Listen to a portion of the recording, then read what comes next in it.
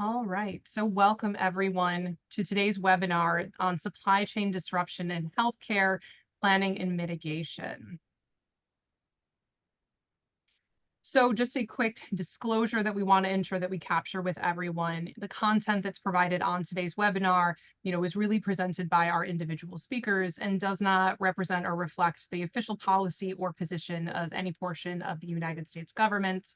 The content is also not meant to substitute for medical professional advice, treatment, or diagnosis. And the idea is that, the information shared herein should be adapted to each specific patient based on the treating medical professionals' independent professional judgment and consideration of patients' needs. And so, the idea is that the information that's shared here today should not be used to replace, substitute, or overrule any qualified professional medical judgment. And so with that, what we're really going to kick off, it's a pleasure to see so many individuals online. My name is Jen Shearer. I'm the Director of Emergency Preparedness at Massachusetts General Hospital as part of the Mass General Brigham Health System. And I have the honor today of moderating today's webinar. We are joined by two fantastic panelists who will be providing their own unique perspective to supply chain disruption. So today you will hear from Jim Francis, who is the Chair of Supply Chain Management and the Assistant Treasurer at the Mayo Clinic. He is also an assistant professor within healthcare administration at the Mayo Clinic College of Medicine and Science. We'll then hear from Jared Gensel, who is the director at MIT's Humanitarian Supply Chain Lab and is a principal research scientist at MIT.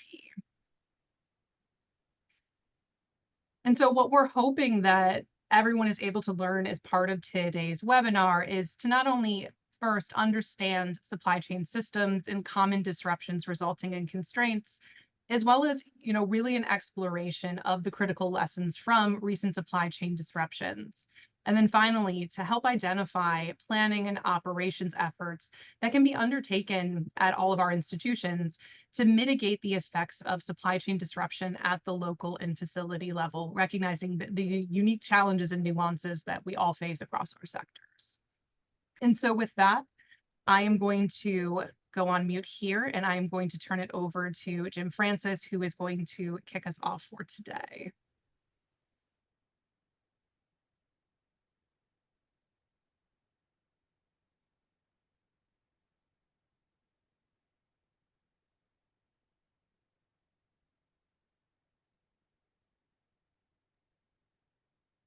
Well, thank you, Jen. Can you see my slide okay?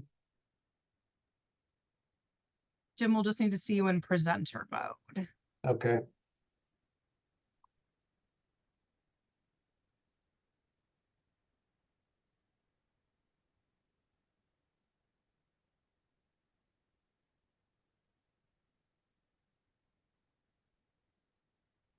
Doesn't seem to want to go into presenter mode.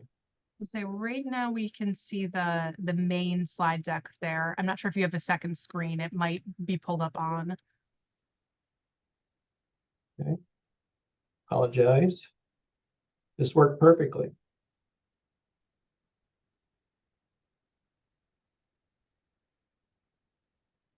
Jim, so go back to over the PowerPoint icon at the bottom. Down here? Over to the left next to the Excel. Keep going over. Notes? No, so if we go under, so down on the bottom of your menu where you see the PowerPoint where you clicked on originally and it gives you a few views. Well, here, how about we do this? Let me share. How about you run the slides for me? We got it. All right, the floor is yours. Well, thank you, Jen. And I apologize about the technical difficulties. It worked well in practice, but technology can be a potential source of supply disruption. So it fits kind of within the theme today that we're talking about. It's my pleasure to be with you. If you'll go to the next slide, Jen. What I would like to do today is begin by telling you just a little bit about Mayo Clinic. This kind of serves as a baseline to give you an idea of the size and complexity of the organization and why supply chain disruptions can be impactful in an organization our size. I won't cover all these metrics, but you can see we're a little north of 17 billion in net revenue as an organization. We operate 22 hospitals in 5 states. What's important about that last metric is that we're not in a single geographic location. We have 1,200 to 1,500 miles between some of our, which adds a little element of complexity or a greater dimension of complexity when you're dealing with supply disruptions, and you have a fairly significant spread across the organization. Next slide, please. We also operate a Mayo Clinic Care Network. We have 45 regional health systems. You can see here that Mayo Clinic's destination medical centers are in Minnesota, Arizona, and Florida. That's that geographic distance I was referring to. I'm based in Rochester, Minnesota, where it's balmy 40 degrees here today. So we're having a fairly decent winter so far. But I've been here 25 years, and I've had the privilege of running the supply chain for those years in Minnesota. You can also see here that we have 11 international sites. Next slide, please.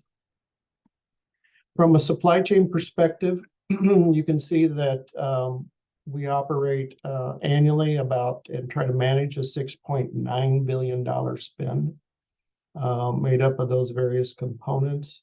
I also have responsibility for healthcare technology management. You can see I have about 1,300 FTEs, 808 are in supply chain, and you can see what it cost us to run that supply chain. One point I would make on this slide here is the technology. Technology is incredibly important to understanding potential disruption activities across your enterprise, and the organization has invested heavily in technology at the point of use for us to be able to visualize both from what's on hand standpoint, plus also what's in inventory across, and that's one of the ways we bridge that geographic distance.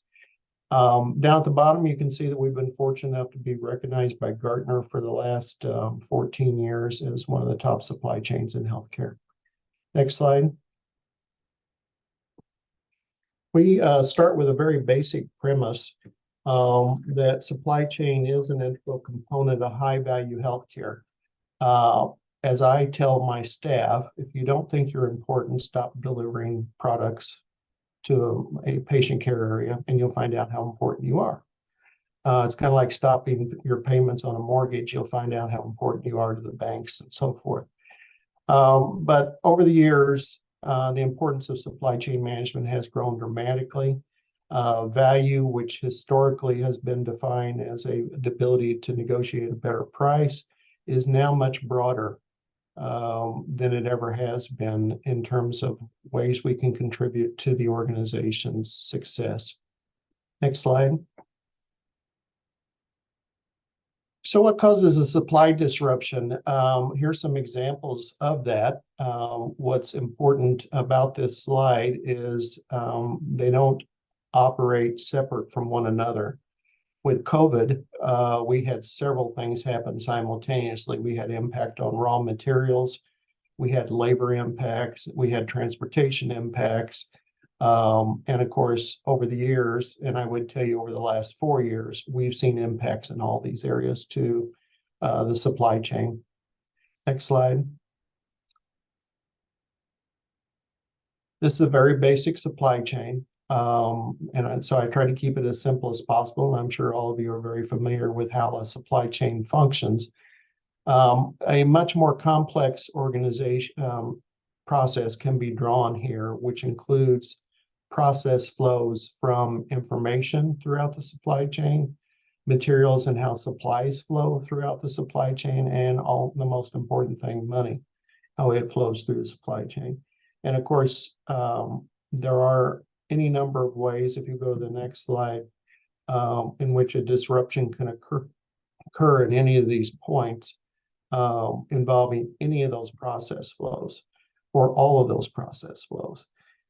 During the COVID years, basically our goal was to prevent a delay or cancellation of a patient encounter, and we were successful. We had no patient encounters that were stopped because of a supply disruption. Now, we had a lot of people choose to do an elective activity much later, but there was not a delay because of a supply disruption. Next slide, please. This is a metric from one of our dashboards, and what you'll see here is back orders. And back orders is one of the earliest indications you can have in the supply chain that you got a problem. Basically, you can see that once a requisition is placed within our system, the issue becomes one where we get a response from the supplier that there is a problem with the supply and it's back ordered and you don't know exactly when you're going to get it. You can see here in 2019,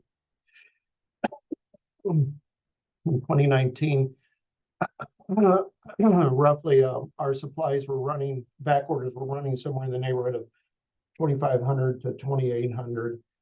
You can see when COVID hit, beginning in 2020, how we grew in the number of back orders to about 3.5 times what our run rate was prior to COVID. And back orders require a lot of attention. So that's the purpose of this slide, to show you exactly how much disruption we did have during the COVID period. If you go to the next slide, every other summer, we host a group. Next slide, Jen. Every other summer, we host a group from the Tauber Institute, a bunch of young engineers and supply chain business professionals.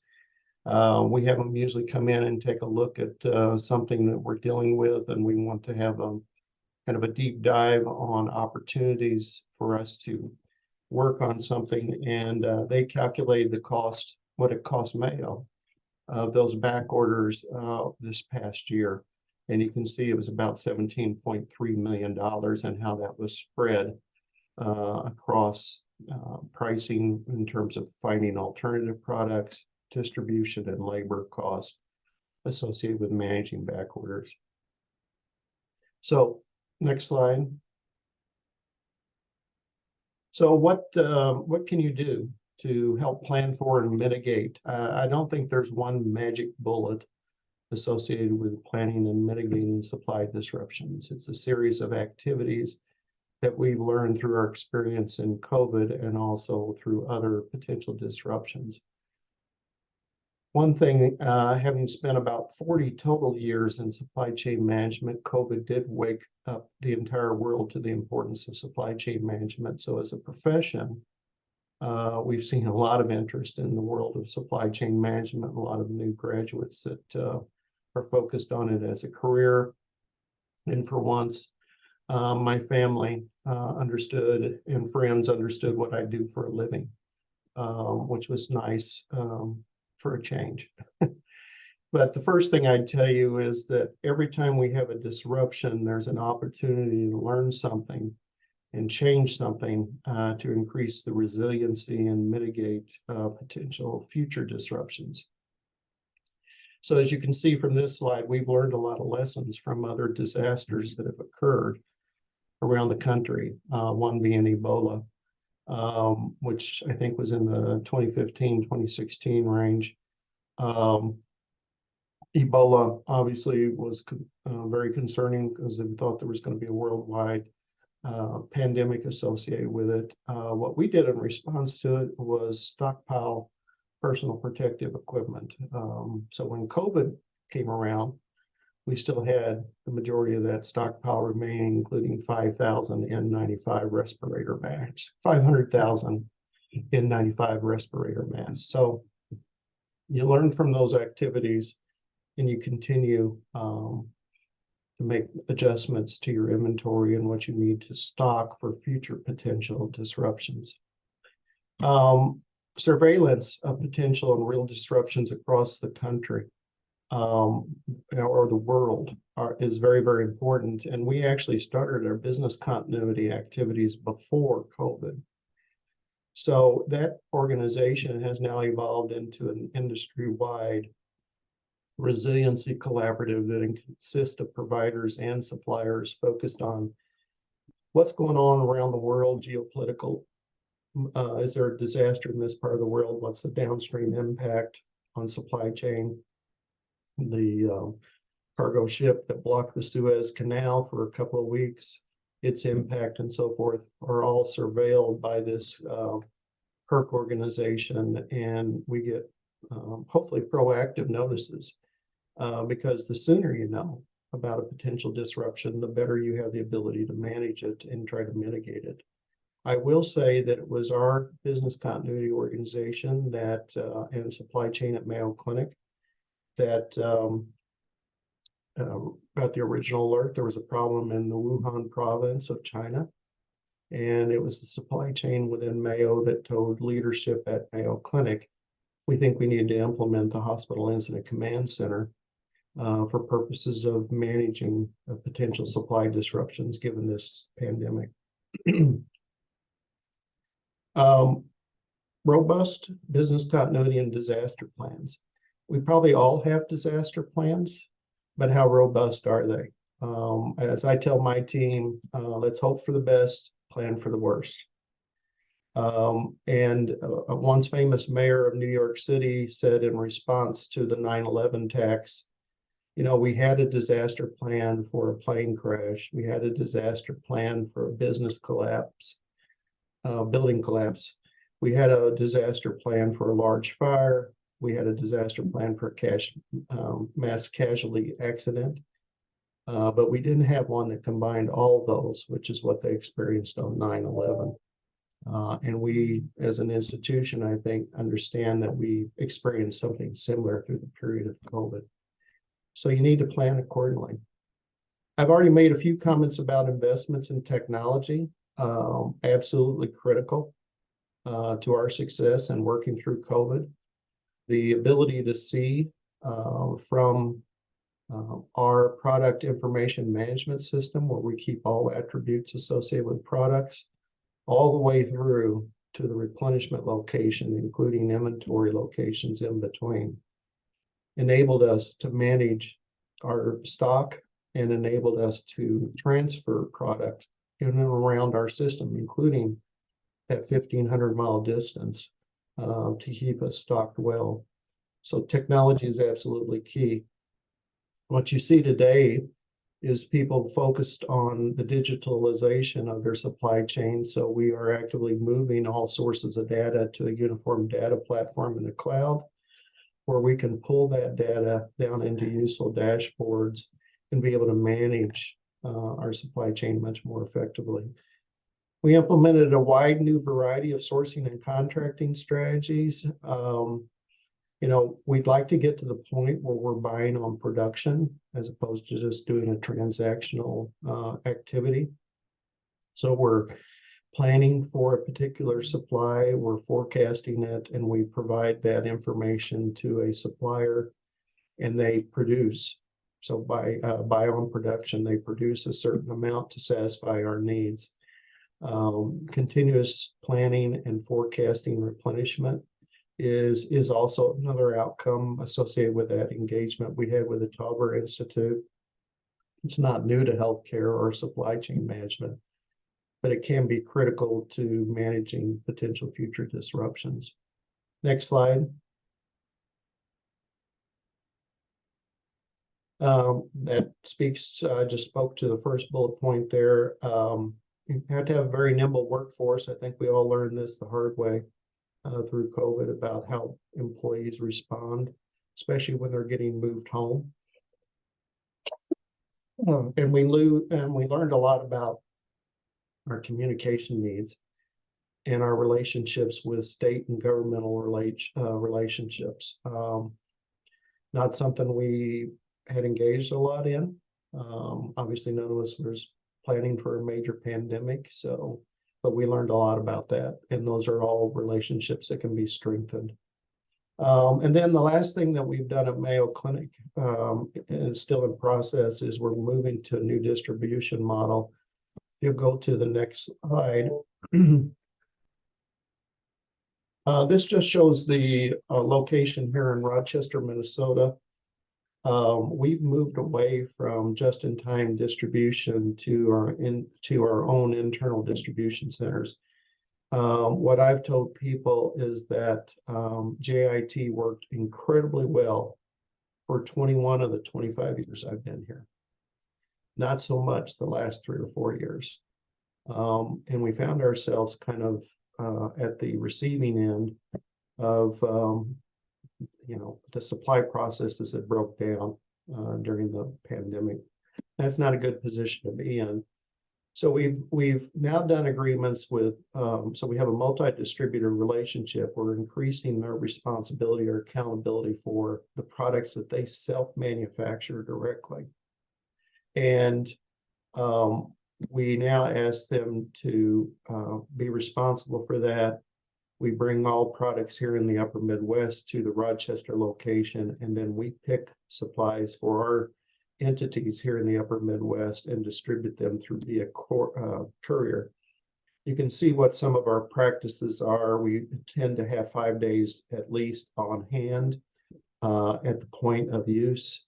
We have an additional 30 days inventory in our inventory center product, and then we have critical SKUs at our distributor, which we've identified as about 5,000 SKUs or critical products.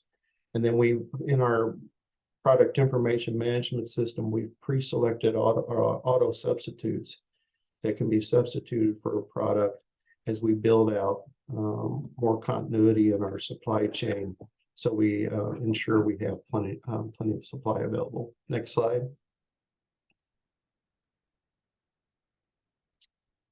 So I just give you a really brief look ahead, and then I'm going to turn it over to my colleague, Jared. Just so you know, I would tell you that things in general have improved. Performance of the supply chain is improving, but we've never had a really resilient or proficient supply chain ever in our process, in our industry. We've faced a lot of disruption the past 3 years. And it's really served as ability to accelerate what we need to change in our supply chain. But as I anticipated, the pendulum has moved back away from resiliency and supply assurance to more managing of cost. We're probably all familiar with the disruptions that we've seen financially in healthcare the last year and a half. And they continue to exist. And now there's a lot of pressure to manage our cost again, which is kind of the way we were operating before COVID. We've got a whole host of other issues that we're looking at and dealing with as an industry, most of which you're probably very familiar with: inflation and labor cost. I think digital capabilities and some of the things I shared with you in terms of having a data platform to pull information from for planning and forecasting is the future of healthcare supply chain management. And while some of us are investing in warehouses, that doesn't necessarily have to be the answer for all. An investment in that technology piece can be critical to what we want to achieve in healthcare. So with that, I think that completes my deck. I apologize again for the technical difficulties, but with Jen's assistance, we worked through it. So Jared, I'm going to turn it over to you. Thank you very much, Jim. Let me see if I can transition effectively. Can everyone see the screen now? That's good. Thanks, Jim, for providing a specific context into what your organization's doing. And I'm going to tap on some of the similar experiences here and kind of talk through more specifically how we look at planning as a way to adapt to crises that you may not be able to anticipate. So a little bit of background on our organization. So the Humanitarian Supply Chain Lab was created in 2011 based on research I was doing, but we built out more relationships and a focus on this topic within the Center for Transportation and Logistics, which is part of the School of Engineering, but the key part of what we do is we mix disciplines and really identify the problems and find the right expertise and methodologies that are needed to solve it. Our mission is really to understand how supply chain systems work and then improve their ability to meet human needs. And that's not only it's government, NGOs, and private markets. And most of our center actually has deep relationships with the private sector. Our lab really combines the public and NGO space as well in meeting people's needs. But most of the capacity to respond to a crisis still exists in the private sector. So we do a lot of work in making sure public, private, nonprofit conversations collectively create the capacity that'll be needed. And this comes through empirical research, scientific development of evidence and tools where needed, but really we try to shape policies through our research and upgrade skills through education so we can all better understand supply chains and be able to react in our own little individual sphere of influence. So I'm going to tell two stories basically and embed the lessons around planning in two specific experiences our lab had. The first one was in September 2014. Actually, in the summer, some of my colleagues called me. They had been working as physicians doing training in Liberia for a number of years with the government. Ebola spiked in a big way. Although it emerged earlier in the year, it spiked in a big way in Liberia in July. There were a lot of healthcare workers' deaths, and there was appropriate, concern that with more healthcare worker deaths because of the virulent Ebola virus, that they closed down facilities, and so the capital city didn't have a hospital during September 2014. And this was key for while a lot of training and protective equipment was going to the Ebola treatment centers, the hospitals and doing routine procedures safely weren't getting the same kind of support. And so we, with academic colleagues, medical professionals in the Boston, Massachusetts area, partnered with us and our supply chain knowledge to we were invited by the Liberian government to provide support, both in training on how to use PPE, but in providing stock to do the training and an initial supply to have the supplies on hand to resume healthcare services. The second one was during PPE, during COVID-19, again around personal protective equipment. And in this case, we didn't get involved in a direct interaction, but we studied things. And so I'll talk about both those. And the first one, during Ebola, the focus was really on how we had to specifically, there was a lot of things involved, but our planning helped us be able to dynamically adapt in finding a source of supply. So as I mentioned, there were a lot of deaths. There were a real clear motivation to provide PPE to hospitals. We mobilized this through an academic consortium with UMass Medical School, Boston Children's Hospital, Mount Sinai. These were people that had academic groups who had worked together on training. They added supply chain folks during COVID. We got some funding from the Paul Allen Foundation based on the invitation of the Liberian government to provide a direct intervention of training and initial supplies, and it involved a lot of team members. This is the basic intervention, was to all the government hospitals in Liberia. There was something called a Keep Safe, Keep Serving training, which was co-developed by CDC and WHO. So our intervention was to provide 1 week of training on those practices, as well as that 3 months of actual supplies of PPE. Through the work, we were able to improve some other things as well going forward. As soon as we got the funding in November 15, we immediately sat down the medical professionals, the supply chain professionals in one room to come up with a plan of action. And this is a combination of what's the demand plan. And you may think, well, how do you plan demand? You're only forecasting it, but you have to state what you're planning to serve. This is really important in the supply chain to articulate what you plan to serve. You aren't going to say that this is exactly what demand will be, but you articulate what your plan is and how your supply chain is configured to serve the demand. And then how are we going to find the supply? And then you adapt and iterate quickly as you learn things. And you can see we went from version 1.0 to 1.3 in 3 days. As we shared this with colleagues, we got more information, kept updating our plan. It's continuous planning. Jim mentioned this, CPFR. Continuously planning is really key to being able to have your supply chain meet requirements. The problem was we got our money on November 15. There's a little news article here on November 7 that UNICEF had gathered 15 manufacturers representing the vast majority of global production capacity for PPE. And they all got together and appropriately looked at the supply and started allocating it among the different organizations. The problem is we weren't at that meeting. So all the capacity got allocated in a good way, but we came in with a new intervention that needed supply. So we had to be creative. An important part of being creative and finding alternate sources of supply is having standards. So WHO is putting out in draft form on a rapid basis what were the guidelines for infection protection and control. And so this was the November 7 version, which was the latest that we used in coming up with our plans. It has issued guidance for Ebola on eye protection, nose and mouth, hand protection, body wear, footwear, head cover, safe, not a good typo there, safe and dignified burials, and other things. And it referenced standards, not only ISO international standards, but the EU and the US standards or ASTM standards for these items. So I'll zoom in specifically on body wear because that was the most difficult item to source, and specifically the coveralls, which is the option that we were choosing to provide the hospitals with. And so their ISO requirement is numbered 16603 or 16604. Either option was included in this guidance. And so we mapped that back to ASTM F1670 is the 16603, and then 16604 is F1671. So we have, in procurement, we have to link all the codes to make sure we're going to find the right supplier. And then we talked to a lot of medical distributors. They could not find supply. A lot of it had been allocated among the medical distributors. But MIT has a relationship with an industrial distributor toward beyond medical. They do a lot of industrial supplies. They were able to find a new vendor that typically didn't work in the healthcare space. They provided coveralls for bloodborne pathogens for things like crime scene investigation and other industrial uses.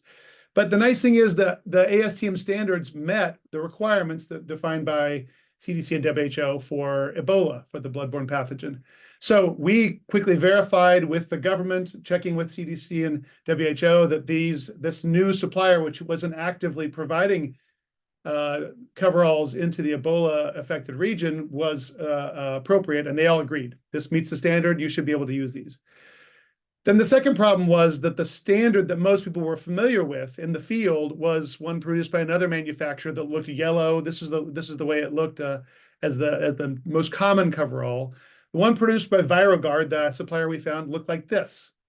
So we're also concerned, will the healthcare workers trust this? Yeah, you can say ASTM 1670 matches ISO 16603, but that doesn't quite meet the requirement of a healthcare worker on the ground trusting all these codes that they may not understand. One of the key things in terms of getting buy-in then for the hospitals is the New York City hospital system, in preparing for a potential Ebola outbreak in the country, similar to what Jim talked about at Mayo Clinic, started buying coveralls from the same manufacturer. So in addition, the training team said it met all the standards. We checked with WHO and CDC, and this is what New York City is offering and ordering for themselves. And so providing that reference point was really important for the buy-in for the healthcare workers across Liberia. In a result, we did a lot of other interventions, but this all came together in that the supplies arrived at a hospital at the same time as the training teams. They stocked things. Then the third picture, the training teams providing the training, and then the workers being able to practice with the actual supplies that had been delivered ahead of the training. All of that was required to make sure that the intervention was successful. So supply chain working with medical training, sometimes you really need to integrate that and deliver together to have the effect required. This adaptation of finding adjacent supply is what I call it, a supplier who doesn't normally serve a sector, but can serve a sector by adapting their manufacturing or maybe even using the same product, as in this case.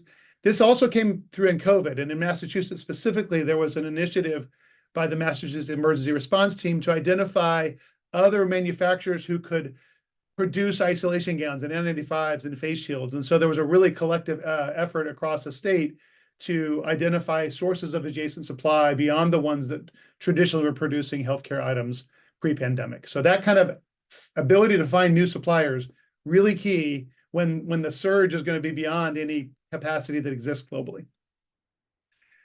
So surging supply is key, but you sometimes need the time to do this. And this is where your dynamic planning, especially understanding demand, is really key to get ready and have the time to adapt when needed in a crisis.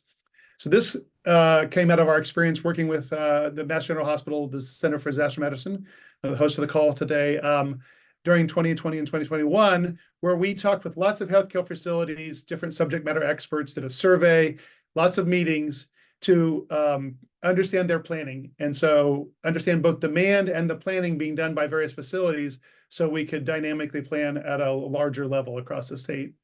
But starting with demand is key. This was our framing of the whole initiative, is that there were a lot of epidemiological models out there producing projections of cases and so forth. But how do cases turn into demand for items of PPE specifically, which is what you need to plan your supply chain? So that translation of an epidemiological model, there were a lot of those into item demand was the first step. And then you need to understand the supply plans of various facilities to say what additional residual demand beyond the typical capabilities is going to be required during this. Or another way to say this is how much insurance do we need to have in a stockpile to meet the surging demand? So the foundational tool in this was a simulation to turn cases into PPE demand by item, N95s, et cetera. And we were really surprised doing an extensive lit review that despite all of the forecasting models for cases, there was no model to predict the PPE consumption based on those various epidemiological models. So we developed one and we posted it on GitHub so that others could use it. So that simulation allowed us to do things like this. Looking at the cases and how cases manifest in PPE demand, some of the things were pretty obvious. The simulation did what we would expect. So if you decrease patient visits by 50%, go half as often, that decreases gown and glove use by 50%. So check. We expect that logically. It did play out. PPE reuse. So if you go from N95 reuse from 1 use to 5 uses, it can decrease N95 use by 80%. And that was the case that predicted that. But there are some non-intuitive ones. So if we were to turn around diagnostic test turnaround time from 2 days to 1 day, meaning we can quickly know if a suspected patient has the virus or not, that affects skilled nursing use of N95s because there's fewer people that are needing to be cared for in a different way because we don't know if they have the virus or not. And so that decreases it by 22%. Furthermore, decreasing doing cohorting, which is a big intervention. It's really difficult to maybe think of how to do that. That can have the biggest impact, especially in long-term care and skilled nursing facilities where PPE was a big issue. If they can cohort the infected patients effectively, and again, it's not an easy thing to do, but you can see that effort might be worth it because that could significantly decrease, especially in those long-term care facilities, the demand. So knowing, first of all, how can emergency standards of care, where you have to have trade-offs, what's the trade-off in terms of impact of demand? Knowing that impact will help you make appropriate decisions on emergency standards. Then looking at the supply side, we talked with different facilities to understand what were their days of supply prior to COVID. Again, the just-in-time supply chains that a lot of people rely on that Jim mentioned were in place. So there were not a lot of days of supply on hand prior. And everybody by April 2021 was getting to 60 or 90 days of supply. So a significant investment to appropriately have the PPE required. So then we explored, well, how would that play out if those post-COVID stock levels would be retained? So if we just we're using our simulation, if we played back COVID again, and we can now, because we have a simulation, we can rehearse this. With the pre-COVID facility stockpiles, about 6 days in is when you need to find other sources of supply beyond your own capabilities, which is probably what we all felt like. If the post-COVID facility stockpiles were in place pre-COVID, that demand would have started 45 days later. And we would have actually been able to preserve treatment without having to find alternate sources through the big spike and reduce the actual demand significantly as well. But really that time, that delayed time that you buy by having a stockpile allows you to find other ways to source supply. So again, stockpiles delay the initial stock out and they buy that important time for adaptive sourcing and supply. But maintaining those stock levels is a key preparedness lever.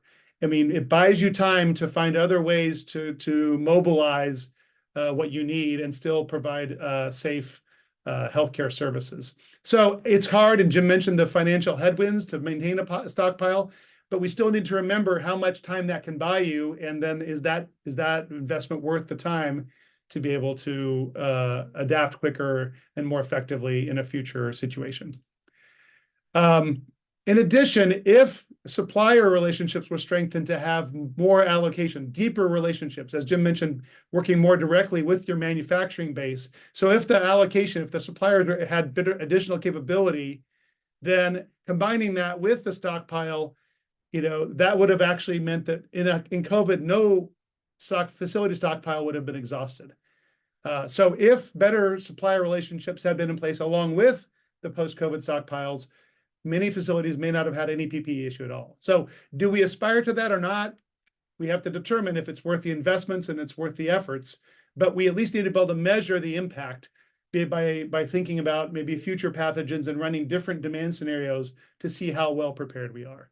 So combining that really could affect things, but we also need to think about some of the things that are really hard is developing long-term relationships with suppliers, especially in facilities that don't have a lot of PPE demand like long-term care. So having tools to be able to plan help you assess what you do to prepare. And these are the key lessons that kind of came through is these different aspects in this, I kind of highlighted this already, but I'll include it in the slides for you to look through some of the key insights that came out of this planning experience to help us really guide what we do in preparedness for the next pathogens. And we have references of this that are available as well. So those are a couple of stories that help us see what are the lessons specifically from COVID-19, the production capacity. There's a lot of adjacent capacity that can be mobilized even during COVID. And we need to be understanding the nature of suppliers and who can have not only automatically substitutable items, but capacities to produce safe and effective items quickly. Secondly, we need to be able to understand our demand and be able to plan ahead so we can assess interventions, both in our preparedness work, but also in defining emergency standards appropriately. And then the item stock, again, the investment of that and changing from just-in-time to just-in-case inventory, it can be a challenge, but it may not mean that you have to fully have stock sitting around. There are aspects to set up contracts for being a buyer of last resort, which during COVID, the Health and Human Services did actually set that up by March. But if you start that earlier, then producers can start, manufacturers can start supplying earlier and ramp up production because they know that they can sell it at the end. So there's some creative ways, even without stocking things, that you can work ahead. And I like to remind people that just-in-time became kind of a dirty word during the crisis, but just-in-time is part of something that's called the Toyota production system. And that was not the only part. Just-in-time was part of another thing that had deeper relationships with suppliers. And so if we want to go back to just-in-time kind of inventory, we need to invest in supplier relationships and in preparedness in order to enable our ability to react when needed. So those are the key lessons that we pulled together, and I'll hand it back to Jen for question and answer.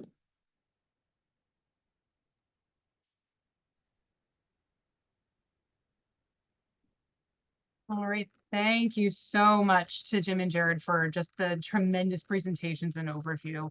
I think we've received several questions, both in the chat, but as well as to the panelists that we're excited to dive into. And so I'm going to stop sharing for a moment and change just our view so that we can see all of our panelists here.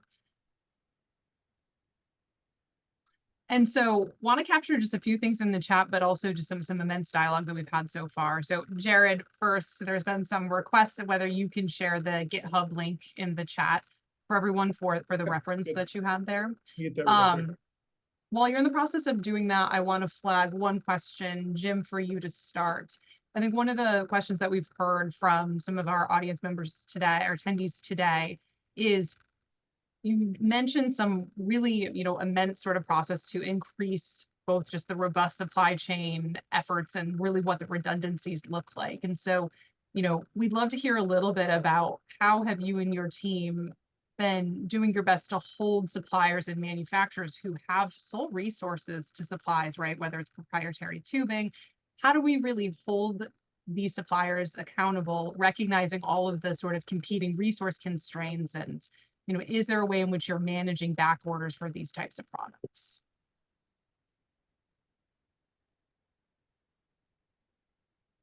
Take myself off mute.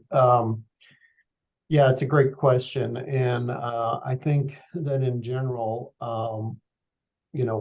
as a healthcare provider, we need to spend more time on segmenting our supplier relationship management. And we do that through a variety of ways. But we all know that probably the basic relationship you have is transactional, which really doesn't get you much other than a price and a product if they have it available. All the way up to somebody that we consider to be a strategic supplier, and maybe have some skin in the game, meaning that they are held accountable. But with that said, I would be the first to admit that I think there is not enough work done yet on holding people, and I'm talking about contractual terms and conditions, holding suppliers accountable for ensuring supply. And many of our agreements have failure to supply language in it, but it's with minimal impact or benefit to the healthcare institution. I really believe that as an industry, we have to evolve to the point where we can be more predictive about what kind of demand we're going to need, and instilling those kinds of requirements or that kind of metric into a contract where we can then turn to the supplier and say, okay, we're telling you exactly what we need. And if you can't, if you fail to supply that need, then we need to understand how you're going to help compensate. And there could be a variety of ways to compensate us when you do fail to supply. So I think it's an evolutionary practice, one that's coming about, but it's being driven by a large portion of it, I think, will be driven by technology. I think it's a really important point, Jim. And I think the other thing that your answer got me resonating about was your point on some of the local things that we're able to do, recognizing some of the things that we can advocate for, but maybe out of our control. But the importance as we think about our contingency plans and sort of the robust considerations for, what happens if, despite our best efforts, we run into these challenges, which we know have very real and profound impacts potentially on our facilities. If I could add something to that too, one thing about, and I agree with Jim, finding ways to hold suppliers more accountable, having a deeper relationship I just mentioned. There's also a lot of creativity and understanding the human nature in doing that. Contracts are one thing, behaviors are another, and there's a lot of research in the supply chain space around kind of game theoretic models and understanding what will be the incentives and how do you design a contract that makes it more likely for both sides to want to set up contracts in the first place. In addition, there's a lot of deconflicting of contracts. There's nobody that's really scrutinizing suppliers for writing contracts, committing capacity to multiple sources of demand. And so the overbooking and yield management, which makes us annoyed when we fly, can also be a huge issue in this space, but it's harder to see that. And that's where technology, as Jim mentioned, could play a role in trying to understand if we can see our contracts across organizations, are we all relying on the same suppliers? And should we make sure that they can be held accountable? Do they have the capacity to support it? Yeah, I think that's really important. And this reminds me, and Jared, this question came in while you were presenting, but I think is relevant to the conversation that we're having now. And Jim, thank you for your thoughtful response, which is, a lot of what we've talked about are, some of the sophisticated supply chain management and planning processes. And Jared, would love to hear if you have any additional thoughts in addition to what Jim provided on, how do we think about translation of recommendations for critical access and rural settings, just recognizing the differences of access to resource and other types of things. Jim, I think your point on, how we continue to build affiliations and partnerships, I think is really essential. Jared wanted to make sure that we had any commentary. I was really glad. I just noticed the question there, and I was really glad that was raised, because a lot of times we tend to think about planning for the organizations that have the resources to come to webinars and share their stories and everything. And I think that's the importance of having more regional efforts to continue to meet. I mean, hopefully organizations are able to invest maybe a little bit more in someone who focuses on supply chain, but then convening. and being able to, I mean, formal relationships, but even for informal planning to understand collectively what are we doing and build the relationships so that you can make a call when you need to, if you need to find a way to adapt. Also, by working together across a region, with the right tools, we can start to assess how ready we are as a region, and then make sure we're not leaving gaps in our region, right? So working together instead of individual organizations, if we look at it collectively, we're going to say how ready is a region. Then hopefully, as long as we're making sure that everyone is included in that conversation, then those gaps will be identified, and we can figure out what are the unique solutions that are required to extend access to hard to reach places. No, I think that that's really important. And I think that that transitions nicely into one of the questions that we've had arise, which is, both you have described, the importance, but also the challenges that exist when we think about supply caches, right? And that they help us, right, inevitably when we experience an event, but they come with very true maintenance and costs associated with them. And so, part of the question within the chat, and I'll let you both sort of read the full details on that, but, is there really sort of a reasonable hybrid approach to just-in-time versus stockpiling? And, I would love, Jim, maybe let's start with you, and then Jared, Yeah. thoughts after. The short answer is yes, there is. And I would tell you that a hybrid approach is probably a more accurate description of what we've implemented across Mayo Clinic. When we have bulk brought into our distribution centers, it's our staff that are breaking down bulk and converting that to low unit measure and picking that and shipping it on a just-in-time basis to our affiliated hospitals or owned hospitals in and around Rochester, Minnesota. So yes, you can have a hybrid approach, but we're just simply exercising more control over both bulk and JIT processes. Yeah, and I'm glad to hear, Jim, what you're doing on this. But vendor managed inventory is something I continue to wonder why it doesn't work more extensively. And I'll give an example. I work also with emergency management on non-healthcare items. So in Florida, they've had for years a warehouse. The Florida warehouse is full of bottled water that gets rotated all the time because it's managed by a distributor, and they sell it to their customers on an ongoing basis. They just have a stipulation that if called upon, all of the water in the warehouse can be mobilized and sent out to an emergency. So it's a way that the state of Florida doesn't have to invest in bottled water, which also has a shelf life and expires. It gets rotated within the normal operations of a company. And so I believe that, some states, through their own facilities where they would have demand, have the capability to think about something where they could rotate stock through normal operations and then still have it ready if needed in a crisis. So stockpiles are hard to justify in the first place. They're even harder to maintain and rotate. And so you have to design it up front with that kind of rotation and business-driven initiative to work with partners to do that. I think that that's really essential. And I think just a few comments that I want to call out just related to our conversation today. So Patricia, thank you for your note on, I think having the data that was shared, both the during and post-COVID supply chain projections, but as well as, Jim, I'm thinking about the distribution model and network processes you had illustrated.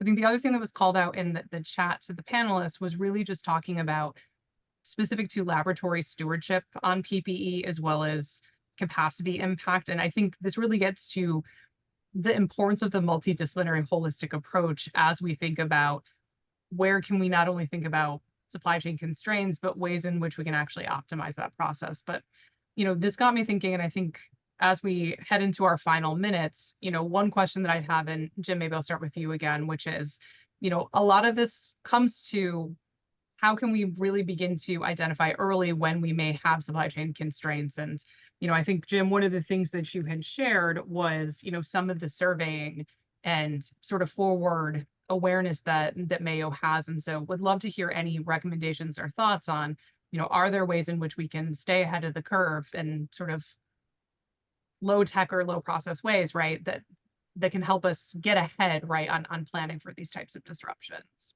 Any indicators? Yeah. Well, this is another evolutionary activity. There's not a simple solution that fits all requirements right out of the gate, but you have to get engaged first, and that's having proactive surveillance of what's going on around the country. There are several software companies that do this. We happen to do it through that HERC organization that I mentioned. And what we have found, if we have a week or 2 weeks